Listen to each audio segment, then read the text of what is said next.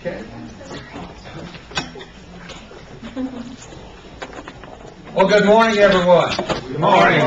I'm Larry Brown. I'm the facilitator for a delightful session that we're going to have today. Today we're going to take a walk back into the history of District 37. We're very fortunate to have two long-term members, and let me say both of them are still very, very active in Toastmasters. So also, after the session, I don't want to forget this, there are several artifacts here on the front. We've got a picture of Mr. Hill with Dr. Smedley. We've got the Burlington Toastmasters Club charter, the original charter, which was chartered under the Elks Club, but it also was signed, autographed by Dr. Smedley. So this is going to be an opportunity for a link back to Ralph Smedley, our founder. So we have two speakers. Our first speaker is Ben Coble.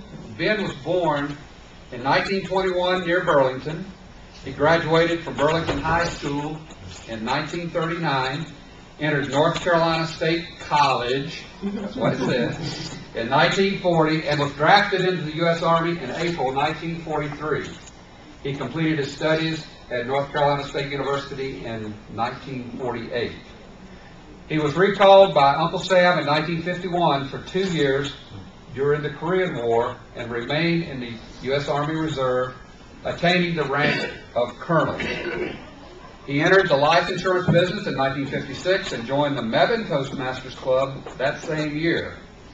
He served as District 37 Governor in 1963-64 and earned his DTM in 1968. He remains active in Burlington Toastmasters Club and has mentored many members, including me, for many years. That was tormenting. Where's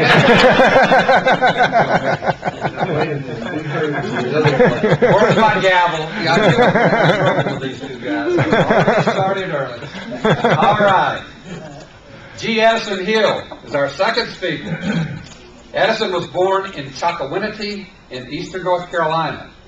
He graduated high school and went into the United States Navy during World War II. When he left the Navy in 1946, he entered college at East Carolina University and attended law school at the University of Richmond, or University of Virginia in Richmond.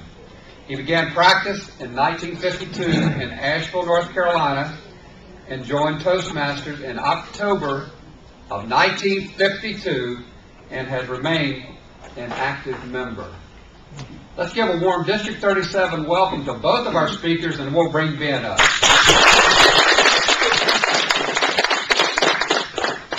Mr. Program Master, or whatever you are.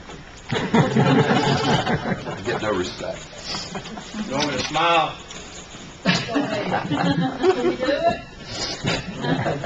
Well, we would go way back, as I said, and of course that kind of reminded me of Nora in the Ark. The second grade school teacher asked her students, when Nora was on the Ark floating around, do you think he did much fishing? And one little kid popped up and said, well, how could he? He only had 2 worms. That's the only thing I had. I joined in 1956, September. And the reason I joined, I just entered the life insurance business. And someone said this Gab Fest called Toastmasters was a good place to go to help improve your communication skills. So that's the reason I joined. And the reason I stayed here so long, the main reason, is the ladies get younger and prettier all the time. And I do like to see the progress a person makes when they after the first speech. Take my friend Randy Collis here from the Burlington Club. And he was from the West Virginia coal mine. And he thought a lump of coal was worth something, but he found later that he won the art contest all the time. And he's still pretty good at it. Back when I started the speech contest, we used to call it the Speaking in Earnest contest, which is now called the International contest. And as I remember, we didn't have divisions at the time, but they did have 9 areas in North Carolina. And Edison will tell you, the Asheville Club was the first one in North Carolina, and everything spread east. Of course, back in my day, things went west. But when they first started the speech contest, they, at the club level, they let the person pick his own subject. But at the area level, 2 days prior to the speech, the winning contestant from each club was sent a choice of 3 subjects to choose to speak from, as I remember. But I called Leonard Butler, who won the district contest in 1959 in Raleigh. It was my first convention conference. And he said, at that time, since they didn't have any divisions, that there were 9 areas, and the speech topics were placed in a hat, and each contestant drew his topic. Well, I listened to that contest, and I said, how in the world do those guys talk like that? Because our contestant was from Mebane. Some people call it Med. When I went on conferences, they say, are you from Mebane? Yeah, that's me. So, when they gave they pulled the topic 6 hours before the speech contest itself that night. 6 hours. So our boy Jack Self and 3 or 4 others went to the library, started researching, doing all this kind of thing. He was the only one that night that used notes. And he kind of stumbled through because he hadn't had time to really prepare. His other guys up there elephant. And since then, for some reason or other, we know now that you can carry the same speech all the way up through the division. Because most speakers apparently have 3 or 4 topics that they are very proficient in, and you can fit it to any topic you give them. So why all this other fussing? I think that's what happened. Isn't that right, Jay? That's right. Okay. In 1963, district governor went to the region, 8 states, Atlanta, Georgia. And in those days, we had what they call the basic manual. And this is one of the early ones.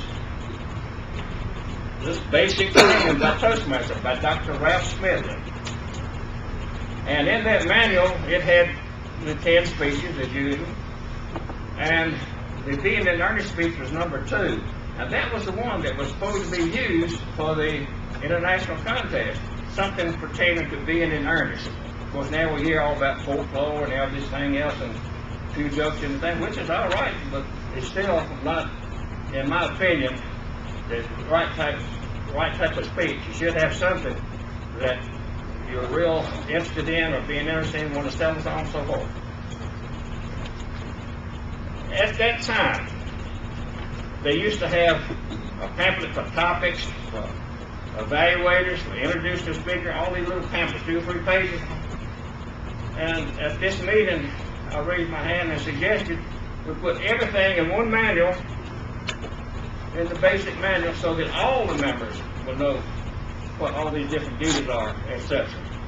And the guy kind of snickered at me, the district, the international director, and that was about the size of it. So later on, of course, we have it all in the manual, so somebody was smart as I was. In 1972, well, in 1963, when I was district governor, I probably was the one that started the newsletter.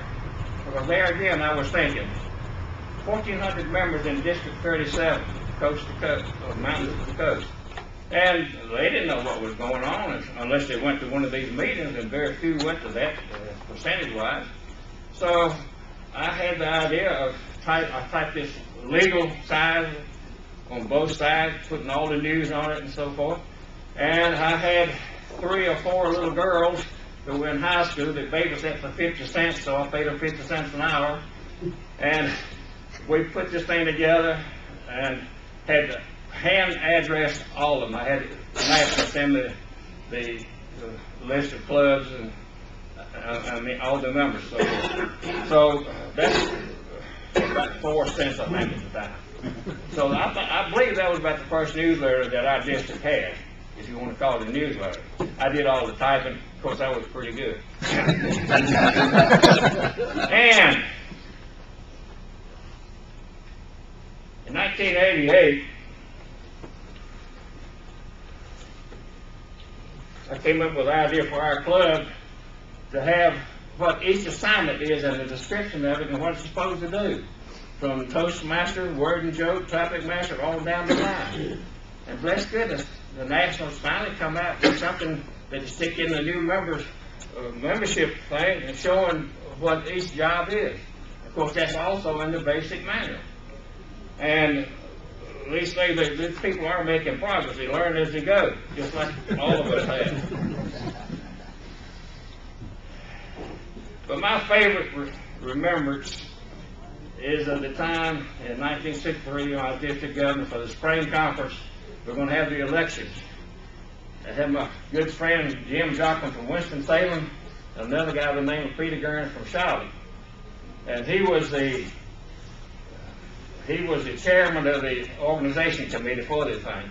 And he wanted to sit at the head table and run the thing. I said, wait a minute, that's the district governor's job, boy. Anyway, so this guy's manager in Winston said, if that's a close vote, I'm going to ask for a poll of the delegation. I thought, God, that'll take 30 minutes. And I didn't want to get behind on my business session. So I called my friend Edison Hill. I said, Edison, are you going to the conference in Charlotte? He said, yeah. I said, will you be my parliamentarian? He said, yeah, what you want me to do? I said, will you get that Robert's Rules of Order, and just in case this situation occurs where they ask for a poll of the delegation, I want you to have some of that legal garbage you work out saying that you can't be done without an order. He said, all right. And sure enough, close vote. Larry Bartell said, I move poll the delegation. Second, I said, the chair declares a 5-minute recess. So I go over and sit here with Edison, and get that book out. I said, I want to talk to my parliamentarian. And we go through that, and finally we agree on something. So I get back up, I call him back to order. I said, Toastmaster Hill, my parliamentarian, will give us a reading from Robert's Rules of Order. So he did, and I said, well, Larry, Toastmaster Bartell, your motion is out of order, and the next piece of business is, and we go on. So I carried through with one bluff. I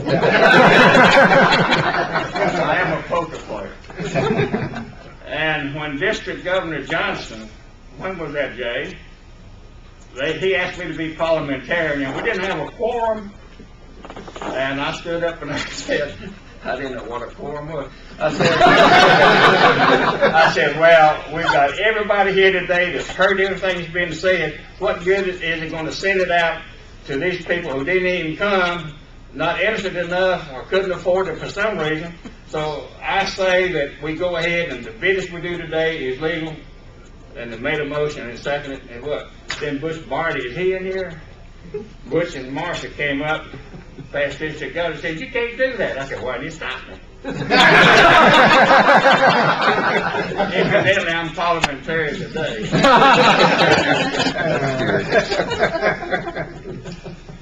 appreciate my Robert's Rules of Order. How much more time we have here? You got plenty of time. You go ahead. I'll let you know. I got a question for you. Cleveland.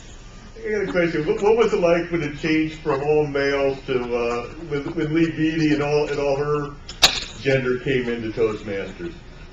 Well, the women came into Toastmasters about 1972. The ladies, and at that time they had Toastmasters Club. That sounded like a. Don't go there.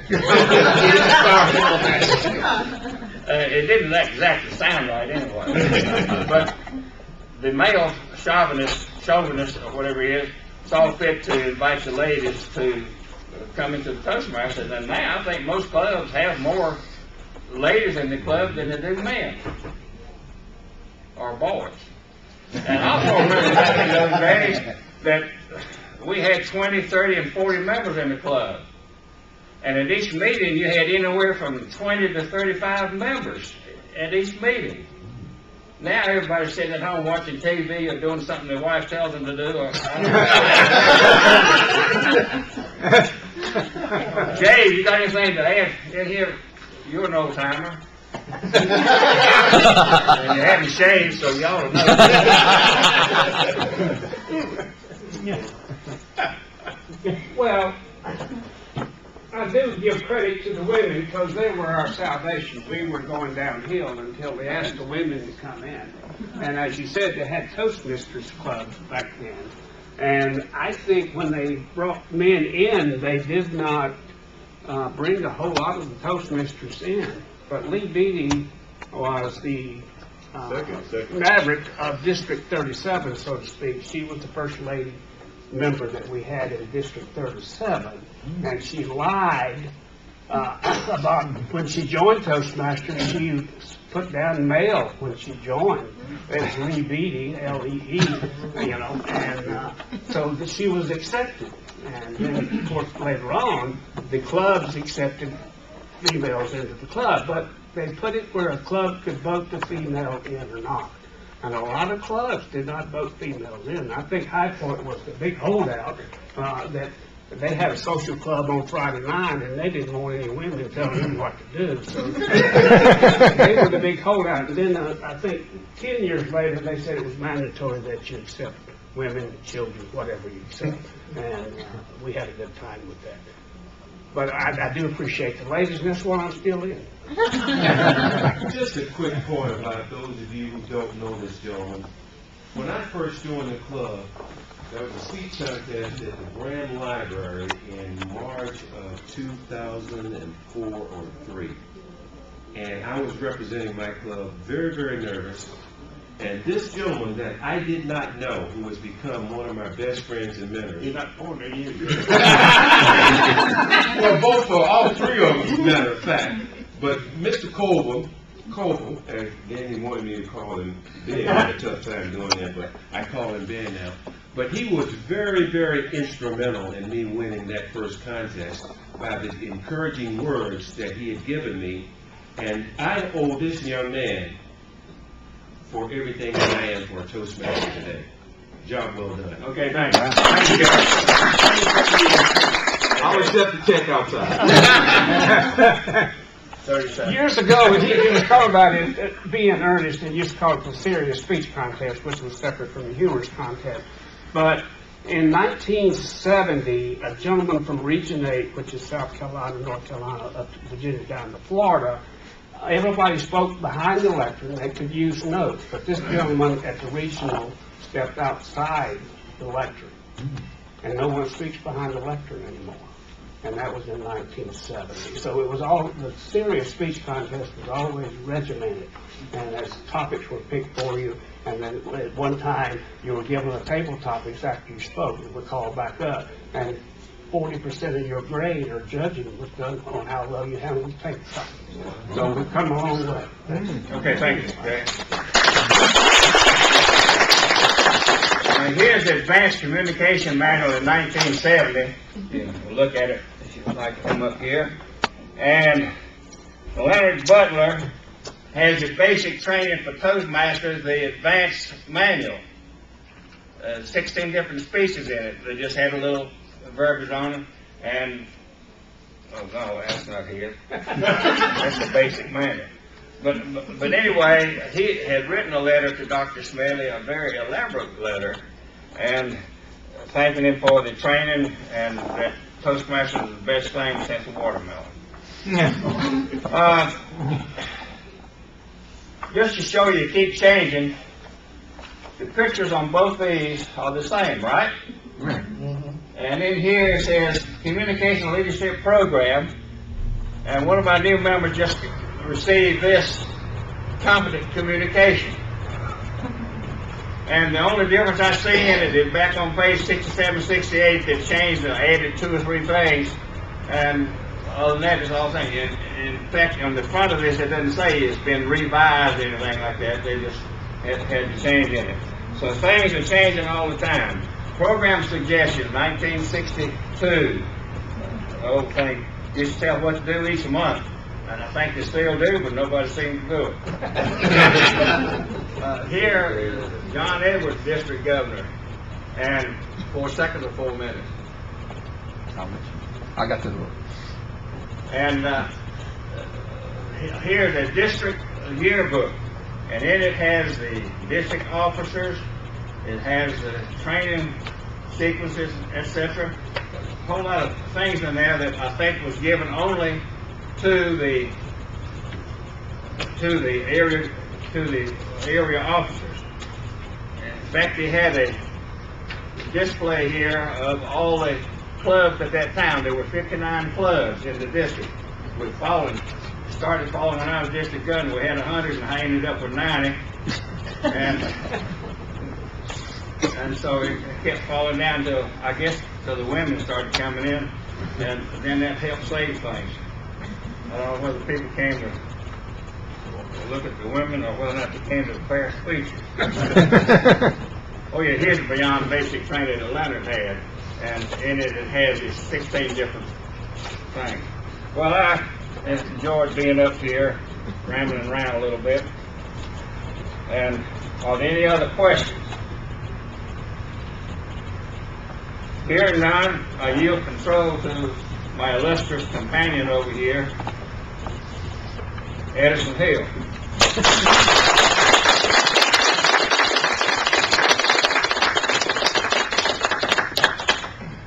Good morning, ladies and gentlemen. Good morning. I joined the club in 1952. At that time, the club had been formed in 1947, number 436. I think it's the smallest number of any club in North Carolina now with the original charter. Criticism and evaluation when I joined the club were much more severe than it is now. Much more. They didn't have a lot to do with that. They didn't like the criticism as much as the men did. So we got some ladies in the mid-70s. They decided we didn't need so much criticism. We began using the grammarian in the mid-50s. I think it's the first club to begin using the grammarian and a horn. You all know what an horn is? We have a bicycle horn. You say or any filler words, we hit that horn. Count them and tell you about it. That has brought much success to the speakers of our club. I would suggest it to all of you. J.C. Knight, Jr. was a pharmacist international in 1952. He invited me to join the club. I went and saw that I needed, by the way, and joined. It was a good thing for me to do. J.C. has told me many, many, many times that he owes all of his success to the actual Toastmasters Club. He went on to become a DR Squibb, hired him shortly after I joined as a detail man for the druggies. He went on to become a territorial manager, state manager, and became third vice president of the DR Squibb Company in New York, and retired from that. He's been very successful. He recruits at all the Toastmasters Club.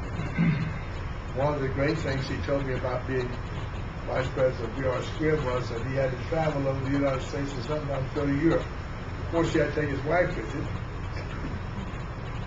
All these doctors' medical meetings.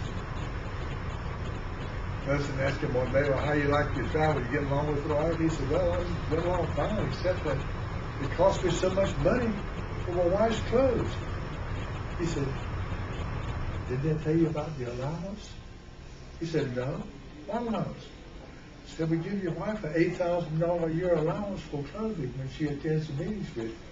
Can you imagine being able to go home and tell your wife she has $8,000?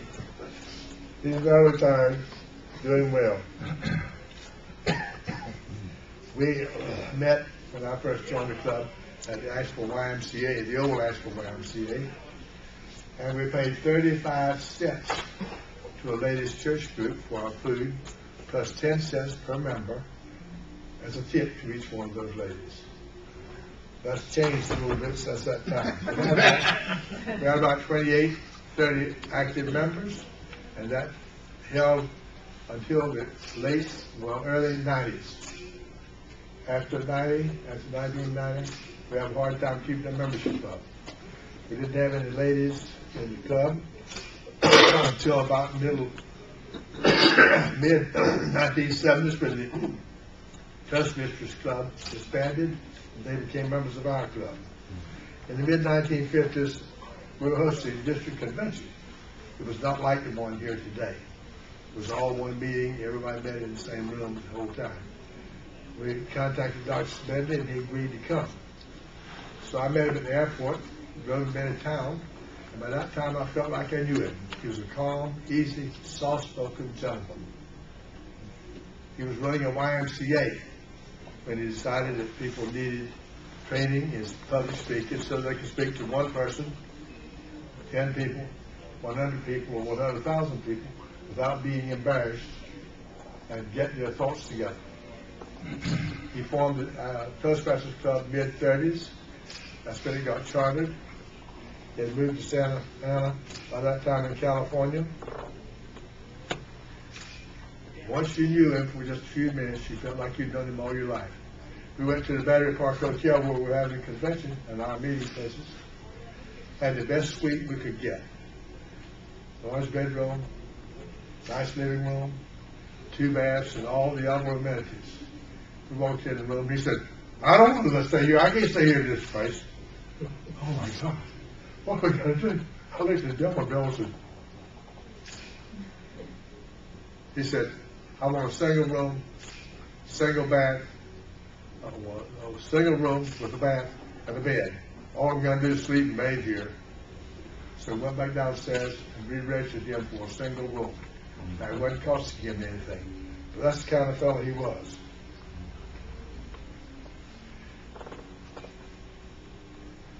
Dr. Smedley said that evaluation is the key to Toastmasters. Evaluation is the key. Once you're conscious of the trait or evaluation, you use it all the time, whether you're having a conversation with someone or whether you're listening to a speech.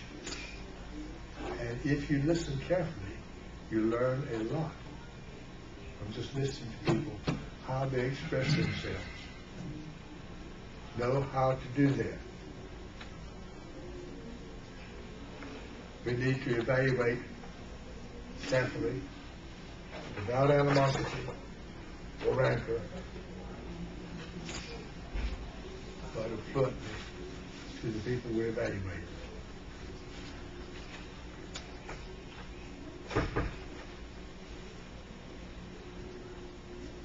We had a Afro-American apply for transfer from another club to our club in the mid-70s, mid-60s.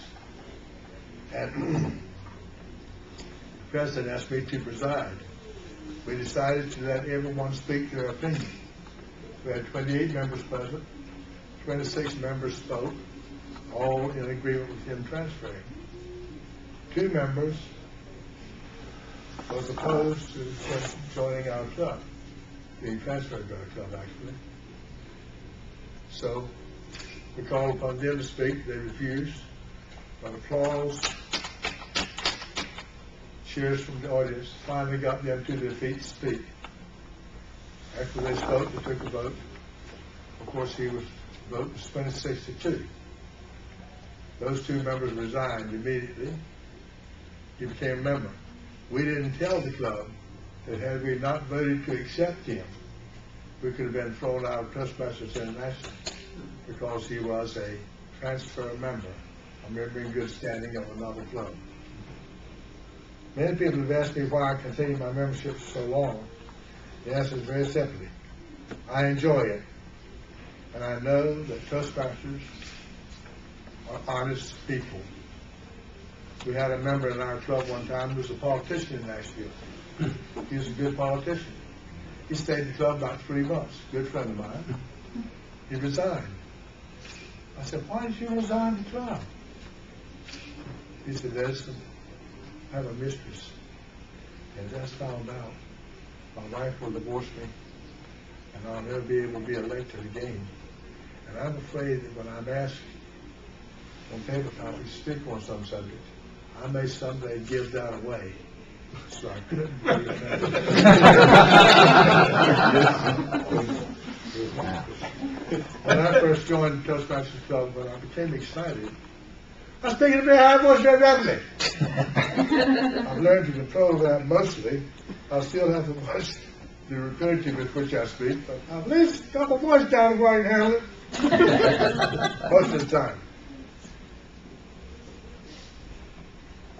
We had a club member one time at every meeting, after the evaluator went and sat down, he'd get the president's attention, he'd get up and criticize what all the evaluators had said.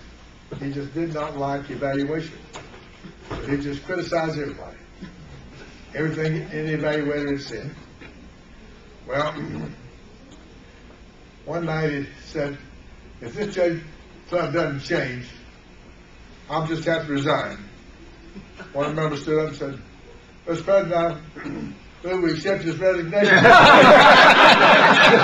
I said second. Mary Weaver, who was the later district governor, he said, all in favor, vote aye. Everybody voted aye. He got voted out right then.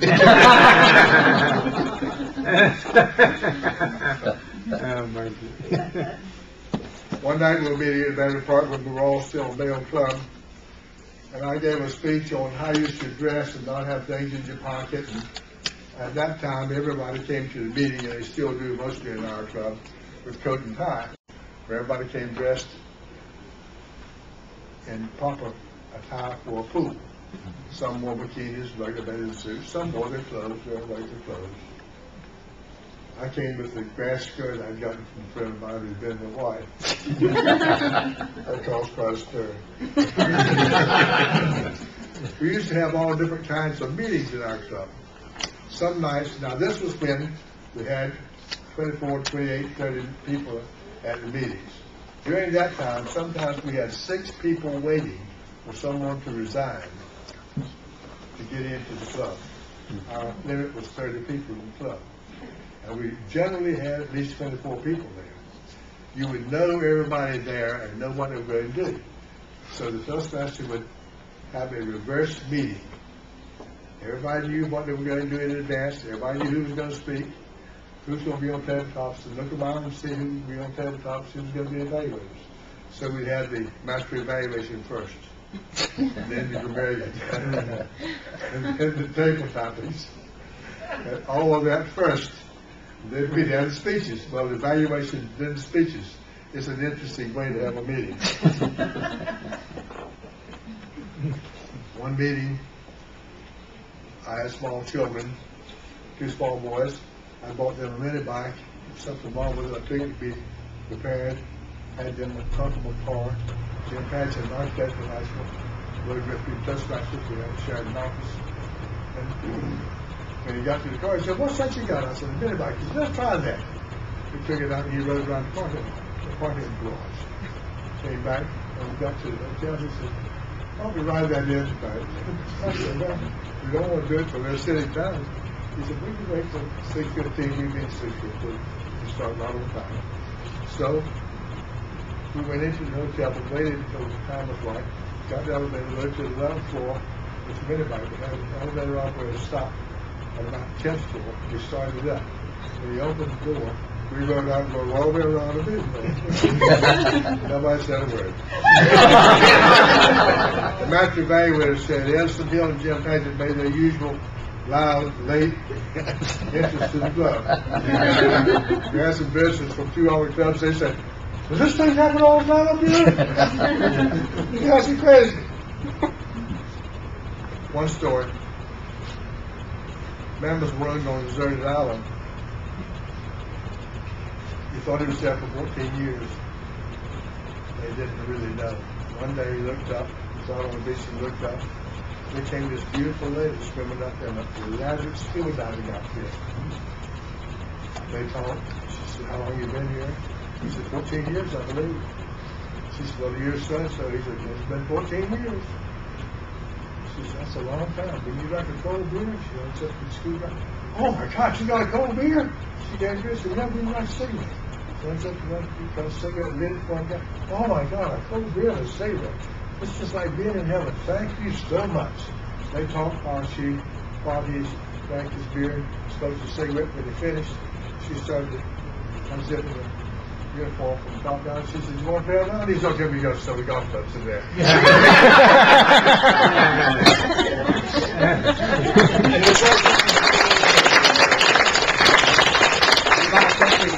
We got a few more minutes. Do you mind taking us kind of through what artifacts you have here and tell us about those? I think, was this not your original Yeah, this is my application? original membership for application, October 1952. No, this is our president one time had a meeting, and at the end of the meeting, he didn't want to have a meeting next week. Just before he adjourned, he said, "We're not having a meeting next week." Bam, you're adjourned. He said, "What in the room?" Over. So Jim Paget, Dick Davis, and I decided we'd have a meeting anyway. I knew a report in the paper. I called him, got him to come over and take a picture of us. Making the awards. Awards for the best speaker and so forth, you see. That's paper Toastmasters. He put that picture in the paper, and basically everybody read it and said, "Oh, I thought we weren't having a meeting."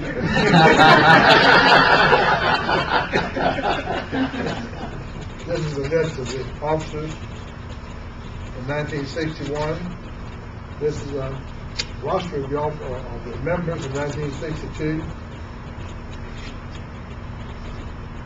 This is 1974. Our format, how we used it. This picture of some people, 4, 5, 6 different clubs at an area meeting. This picture of me and Dr. Smedley on top of Battery Park at that meeting we came to.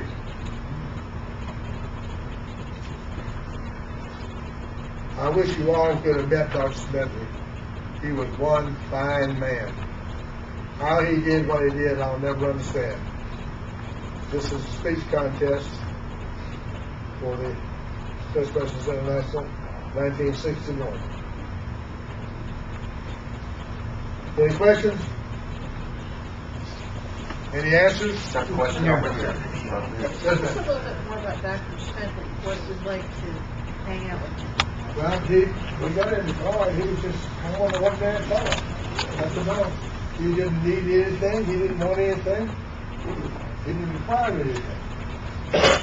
That story I told you about him in the room, that's all he wanted. He didn't want anything, he didn't want elaborate meals. He just wanted to be a common, ordinary fellow. During the morning, during those times, I took him a couple of times on a drive. He wanted to drive in the mountains. I took him down some of the old gravel roads and that sort of thing. He loved the scenery, loved the mountains. Took him over to Grove Park Inn, asked him if he wanted to go to Gilmore House. He said, no, I don't need to see that. He wasn't one. Is there a published biography of Dr. Smedley?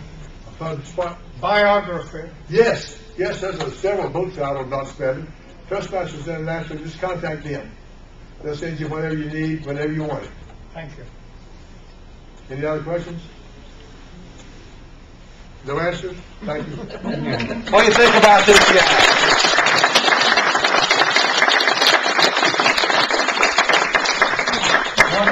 Wonderful job, guys, and isn't it great to kind of have a link back to our founder and through Edison, and to understand Ben when he was district governor and some of the antics. I promised you some antics when we wrote this up.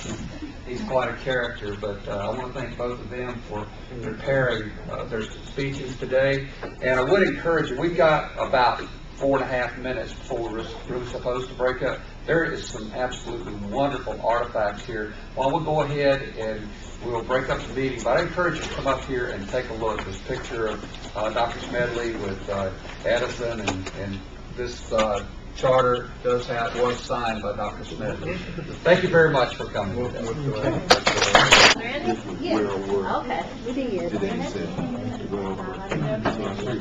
Yeah, we did.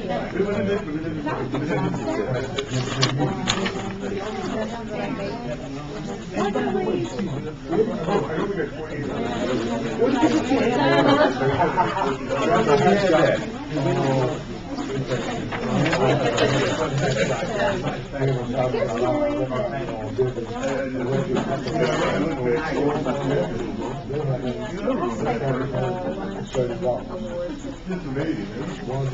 you're not gonna do that?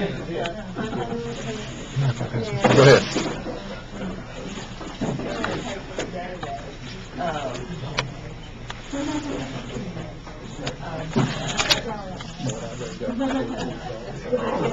Just lay it back in it. Charlotte. I remember this.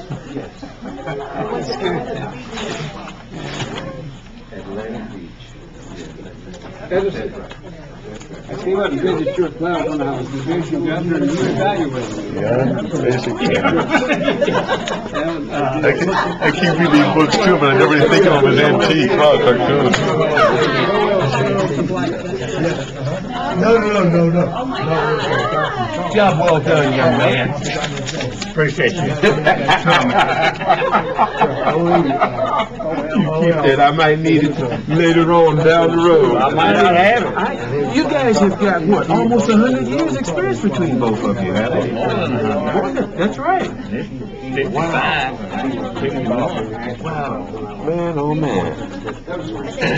The more that my mother tells me all the time, the more things change, the more they remain the same.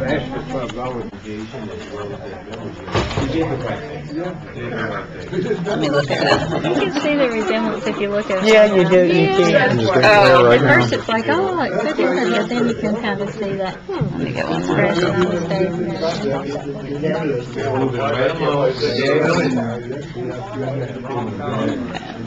Yeah.